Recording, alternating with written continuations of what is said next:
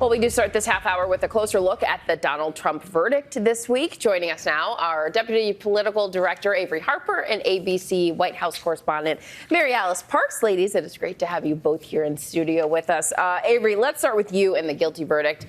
Donald Trump's hush money trial, the first former U.S. president to become a felon. What has the reaction been from Trump's supporters to voters at large, the effect on his campaign? Are we still seeing the legal troubles lead to lots of campaign donations? I mean, it is remarkable. We're going to see the Republican Party have a convicted felon atop its presidential ticket. We've seen prominent Republicans of all stripes rallying around the former president. And the evidence we have suggests that the masses of Trump supporters are going to stick by him, too. When we look at our last ABC News Ipsos poll, what we found is that 80% of Trump supporters say if he was convicted of a crime, if he was convicted of a felony, that he was going to, that they were going to stick by the former. 80% said that. 80%, the wow. Masses of Trump supporters. 16% said they were going to reconsider their support, and 4% said they were going to withdraw that support. So, yes, that is it. But of course, in November, it is more than just Trump supporters that are going to head to the polls. So we've been talking to voters across the country, our teams, about this verdict. Some say that they are all in for former President Trump since the verdict. Some say they're unsure of what they're going to do now that he's been convicted of a felony, and others say that this has really disqualified him in their book. So in a race that was already going to be quite close, this has added another layer of uncertainty. And MaryAlice, what about reaction from President Biden and his campaign now? Does he have to walk a fine line with this? Have to? I'm not sure. Is he, though? He is. To a degree. Absolutely. Look, the remarks yesterday from the president were measured, were pretty dispassionate. He focused on what he said was a need to respect the rule of law. He said that the attacks on the judges and the legal system were dangerous. The campaign took a more aggressive tone. It was out there calling the former president unhinged, desperate. But look, I've talked to a lot of Democrats that really kind of disagree here. Some think that they should lean in, that it is on them to make sure every single voter has to wrestle with the idea of voting for a now convicted felon, and that it's up to them to keep this in the news, that if they don't, maybe voters won't care if they don't tell them to care.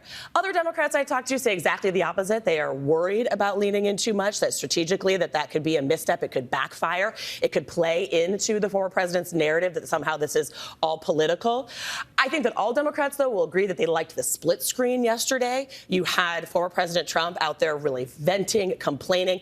And you had President Biden, while he talked about it, he then went on to talk about working to negotiate a Middle East peace deal. He was doing the job. He looked like he was the president. Next week, he goes abroad for G7 meetings. Those are the images that the Democrats are going to like. And like every campaign, there's money involved. And there's a lot of money that's happening here. We have Trump already capitalizing on this, right? Already fundraising for this. Could this also help boost Biden? We'll see about that. The Trump campaign has long used these legal troubles to try and fuel their fundraising, and this verdict was really no different. Almost immediately after the verdict came down, we saw the Trump campaign start to send out appeals about this, and it appears it has paid off. The campaign says that it has raised more than $52 million in the 24 hours after the verdict. We saw the Biden campaign send out some appeals as well, some even acknowledging the fact that this was going to energize Trump supporters to give to that campaign. I don't think that the Biden campaign is expecting to have the same sort of boost. But of course, in November, Americans do not vote with fundraising dollars. They vote with ballots. And so we've seen both campaigns urging folks to remember that the real contest is in November. And MaryAlice, we've only got a second left, but talk about the implications on the political calendar. Trump sentencing just 4 days before the Republican convention. I mean, it is startling. I mean, absolutely remarkable.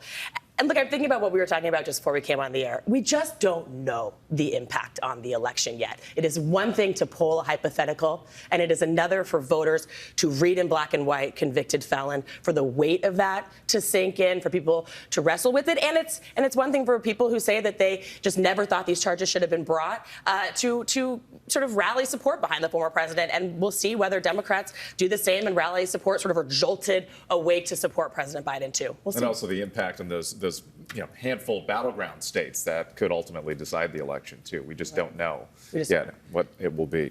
Thank you both, Averi Harper, MaryAlice Parks. We truly appreciate it, as always.